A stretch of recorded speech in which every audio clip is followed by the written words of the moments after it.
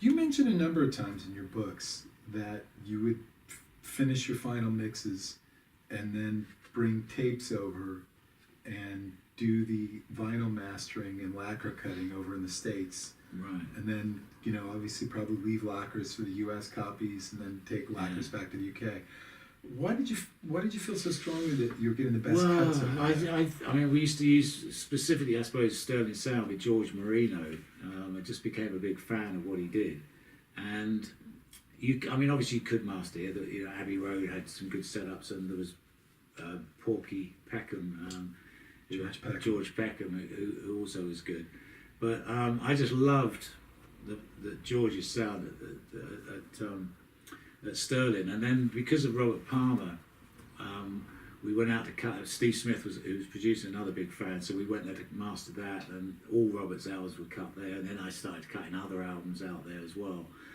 So most of the 70s, I cut albums in America rather than over here, if I could, just because I preferred the cut. I guess there was something at Sterling, I'm sure, in the something in the electronics, because we came back once with the EQ'd masters of a Robert Palmer album, and the idea was to cut English lacquers flat from this, which we did, and the test presses were completely different to what we had from America. So whatever was going on, I don't know, but I did that a lot. It is interesting. It changed in the 80s, and I mean, once things went digital, I tended to use Dennis Blackham, who I've used for like the last 30 years, I suppose. Okay.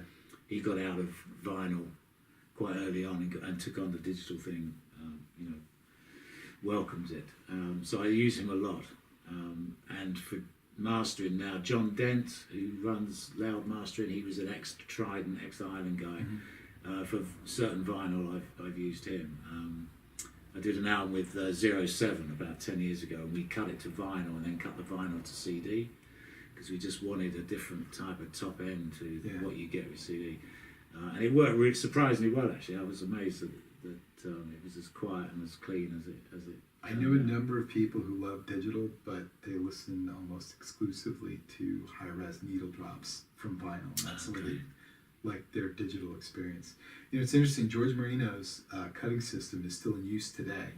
The cutting engineer at Sterling, Ryan Smith, when I work with Sony doesn't allow their tape sources out of New York, so you either have to have a copy made and send it to the West Coast, a tape copy, or work at Sterling. And so the engineer I work with, Ryan Smith, was trained by George and works on his old system. And then, of course, Kevin Gray, who cut Nigel Lived, he built his own system around his own Neumann wave, put together all the electronics and the mastering suite himself. And I know you've heard a number of Kevin's cuts. And well, it's a mutual appreciation society, because Kevin, when we were cutting Nigel Lived, we just had an amazing time. Kevin responded immediately to the music. But as we kept playing it, I mean, he kept pushing back from the desk when we'd run a track and just say, God, why doesn't everything sound like this? Like, I can think of 10 albums that I love, and if I can make them, if they'd been made to sound like this.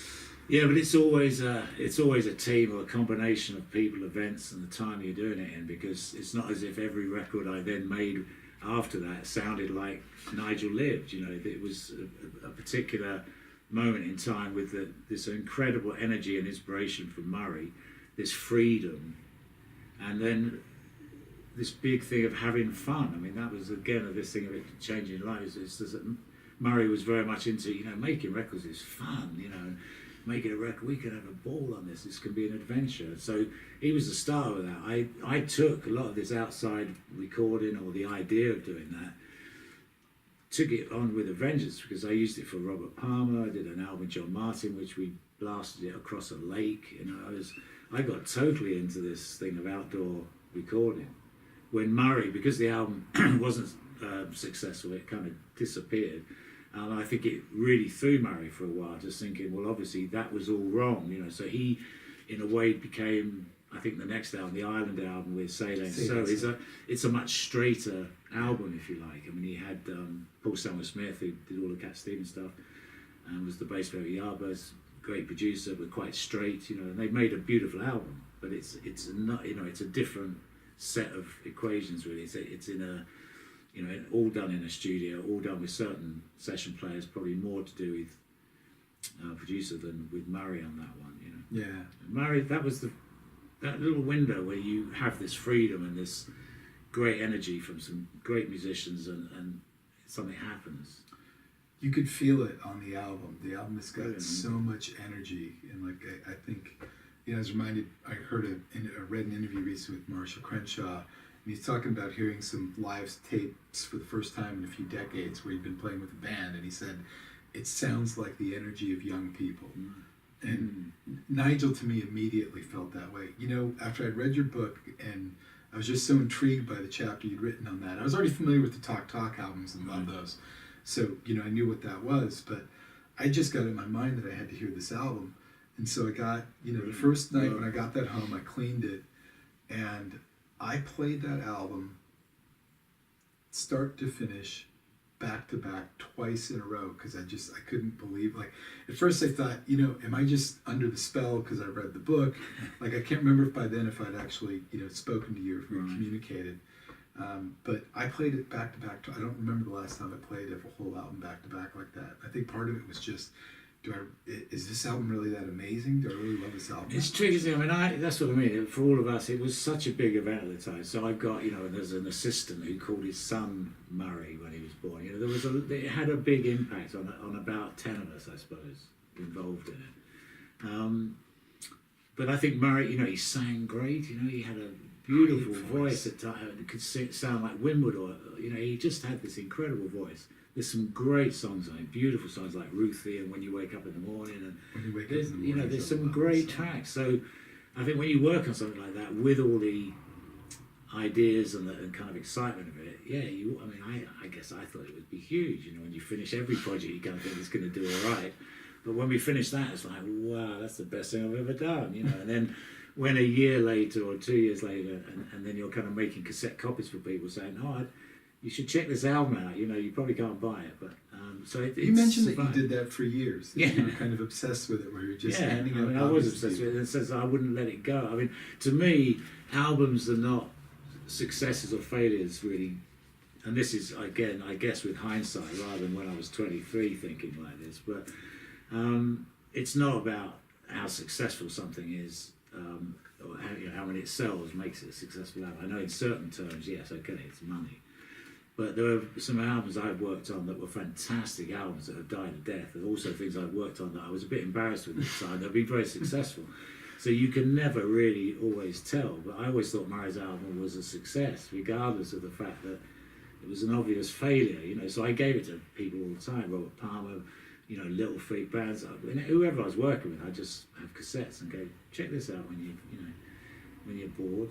And I've done that with other albums over the years as well. You know, I still do it now, I suppose, with for a while with Midnight Choir, because they're this fantastic Norwegian band, which again, you know, unheard of outside of Norway, but beautiful records. I mean, in the vein of Talk Talk, I would say that they were all massively in love with him, and the simplicity and the atmosphere on those tracks is different to Talk Talk, but it's that kind of, you know, illusion. How frequent throughout your career has it been? Because, you know, talking to you and reading your book about the recording of this album, the input that you had on what this album became seems to be much greater than, you know, people think of the recording engineer as the technical guy to an extent. I know from reading enough books by you and other recording engineers that when a musician wants a sound, that's really part of the art. It's not part of the technical aspects of it. But your level of involvement in the actual art of this just seems to be a lot more intimate.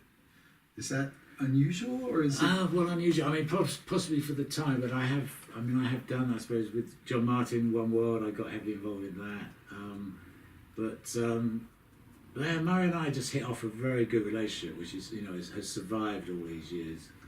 We got close. You know, I was on the road with him in the 80s. You know, I've a couple of times just kind of got guys together to get Murray in the studio to make a record or something. This is more back when he, you know, in the late 70s into the 80s when the Island deal had, you know, kind of run its course, and he wasn't selling and didn't have a deal or whatever. Because I love the guy, and I think he's very talented guy. You know, he was one of the people that just kind of got slightly lost. People know of him because of acting or because of chess or, you know, Jesus Christ Superstar, Sunday Bloody, all the things that he's been involved in. But he's slightly under the radar, I think, if people actually realising how good this guy is and what a good songwriter he is. Yeah. And what a great singer. So Tremendous singer. I think I got heavily involved in it because I just related to this. You know, I mean, he was going, if you like, from a small town to London to the city to make it. But if you go back a few years, I left England and went to Canada with my brother in '69, and we built the first 16-track studio out there. I was a kid, you know, I was like 18 years old. He was about 20, 21. And we were the kind of new guys in town, you know, and that was our, in a way, that go to the city to make your fortune. Yeah. I came back. He stayed out there, and he did with Rush, and it all became a dream that made sense. I came back here to visit my parents after a year, got offered this job at Ireland, and just couldn't turn it down. I don't know why really, but it just seemed like this is destiny, so I need to work here. So I never went back to Canada. I stayed and joined Ireland, which caused a bit of problems with my brother at the time, you know, obviously, because I was part of this thing in Toronto. But there was similarities for me. I just thought of like young kid, because I came from a small town, you know, just go into the city to make your fame or fortune. Usually you can sometimes make fame. I think making a fortune is the harder thing. So Murray, from the beginning, when you started having discussions about this, it wasn't just a collection of songs. It always had that backbone of the story of the character Nigel. I think very early on when I went to Toad Hall in Fulham with him, when he got me involved, he was showing me kind of, you know, a whole diary type thing, almost as if you're making a video with it in, what do you call those pictures, you know, when they post everything up in kind of a series of pictures.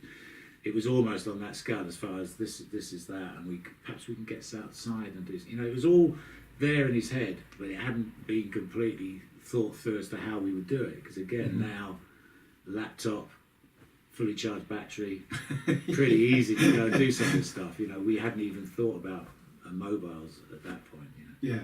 But he had a lot of it kind of mapped out in his head as to what he wanted to do, and he'd been working on it for a long time as well. It was, I think he'd been working on that all through the making of this film, and for a year, you know, he'd probably been on it a couple of years. So he kind of knew, he was ready, knew what he wanted to do. And Joe Wizard was great for just saying, yeah, let's do this, you know, because he'd come over from America with standards and songs which he thought would be good for an ex-Jesus Christ, you know, superstar singer to do. And then totally went with Murray. Murray had he has a huge energy and a vibe. And I think he can just drag you along, and he has spent most of his life probably dragging people along with some new great idea or crazy idea or whatever. He's got a good energy.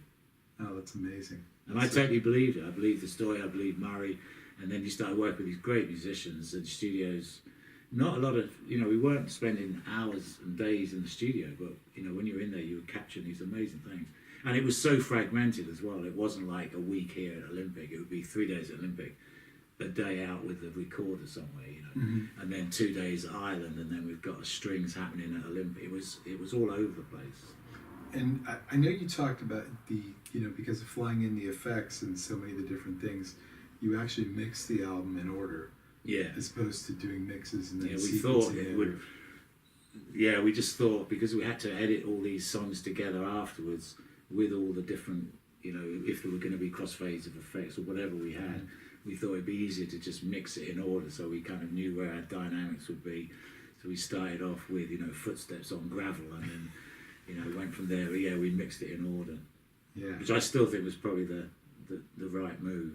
Well, and it's just so interesting because the album does tell a story that is in a very, you know, linear, you know, part of the narrative. It's just fascinating. You've mentioned a few of these acts, and you mentioned in your book that the experiences you had, you know, on the recording side, to a degree, ended up being a great help on later projects and showed up here and there. What other projects would you say had that the Nigel Lived experience had the most direct influence? Right, well, I mean, definitely, say, Robert Palmer, which was, first I worked with him, it was around 75, I suppose. We're doing vocals outdoors. We came here with the mobile and did percussion here and vocals, and went to the local church to record outdoors. And that started in 75, which is possibly one of the first options I had to be able to take a mobile to record overdubs in a house, let's say. It was done more in the 70s, you know. Zeppelin used to record with Ronnie Lane mobile or the Stones mobile up at a big mansion or something. Yeah, out in the West Country. I can never remember the name of the place. But so in the 70s, there were a lot of mobiles. It became quite a thing to either go to a house and record or record live gigs. That was a big thing. I used to spend a lot of time recording in concerts for America, from the Rainbow in London. So we do 5 bands a night for kind of 4 nights. Mm-hmm. And then they would put those out as individual shows. Those mobiles were typically for that, right? Yeah, that was what they originally set out for, yeah. And they were kind of like the BBC ones, but then, you know, the rock and roll business took over. So we had the Stones mobile, the Island mobile, Ronnie Lane, Rack, which was Mickey Most, Pie, which was one of the original. So yeah, there was quite a few around. So I used it for Robert Palmer. Then in '76 with this John Martin album where we blasted his guitar basically. I mean, he's a folk singer, but he kind of went electric. He did a Dylan, and we just fed his guitar across this big gravel pit where Chris Blackwell used to live. It was a disused gravel pit, so it was kind of gone back to a nature reserve, and we just pumped a huge PA system, you know, at night because it was in the middle of nowhere, and then mic'd up around the lake. So that was, again, it was a throwback in a way to Murray was the guy that maybe realised that you can kind of record outdoors or you don't need to be in a studio, which seems quite calm now maybe, but so it's taken for me then it was a massive, studio. it was a massive, like, for me at 21, having only ever been in studios and always being told, you know, you need the right mic and the right, you know, always that thing of technology and, you know, keeping it all clean. I'm not that technically minded. I never have. It doesn't interest me, the technical side of it. So you go for the sounds and the vibe of it all, if you like. So setting up things like that was like, wow, this is great. And it makes, you know, on the album there's a couple of tracks it's on, and it is quite unique. And in fact, Chris Blackwell, about 20 years ago, was asked kind of, you know, those impossible questions like, well, what's the best album you've ever worked on? Which is kind of an impossible one when you've done so many. But he said, well, you know, I think he says, well, that's impossible. But one of the ones I'm most proud of was this John Martin, a track called Small Hours, which is about 8 minutes long. And it's just a very quiet drum machine, very early 76 drum machine. And his guitar and a vocal, and it's just across this lake. And it's just, and it's 4 o'clock in the morning. And you can hear the, you know, the 410 Paddington train to the West Country and ducks and geese. And it's just beautiful. But you know, really, like, it's Murray that made me even think of, like, well, let's put a mic outdoors. What if we, you know, pump this out across the lake? I don't think it would have necessarily happened without that. So they were used a lot, you know, with those guys. And I think, just being less strict about things in a way. After doing that at 21, did you kind of have a feeling for a while that, like, why isn't every project like this in terms of but I kind of gone through that most of my life. Really. I mean, I've had these kind of surges of either success or an album that you do which you're really proud of, and then, you know, these things don't happen or whatever, and you go back into the kind of a few years of it, and then you have another thing, you know. So you know, I nearly got out of the business in '86. So I hadn't worked for 6 months, and I was just ready to knock it on the head. So I was 36. I've been in the business 20 years. Not bad, you know, because I thought I'd be out at 30 in a way.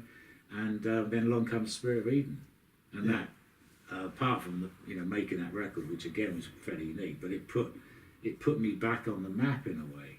Mm-hmm. So I've had these kind of certain albums that have come around, you know, in a way every 10 years that people have gone, oh, okay, he's still alive then, you know. So there was Spirit of Eden, and then with Dido, you know, late in the 70s, massive album with her that sells like 12 million records. So I've had these things that have kind of kept me in the people's, you know, public eye. Did the things that you did on Nigel Lived, was that something that got out within the recording community? Were other people aware of what you had done since you rented the unit from Pie and all that? And did it I think I say it affected the people, you know, Rufus and various people that worked on it. I think because we're working with unusual instruments, this electric harp was something else. And you've got to also remember that there was no technology back then and no effects.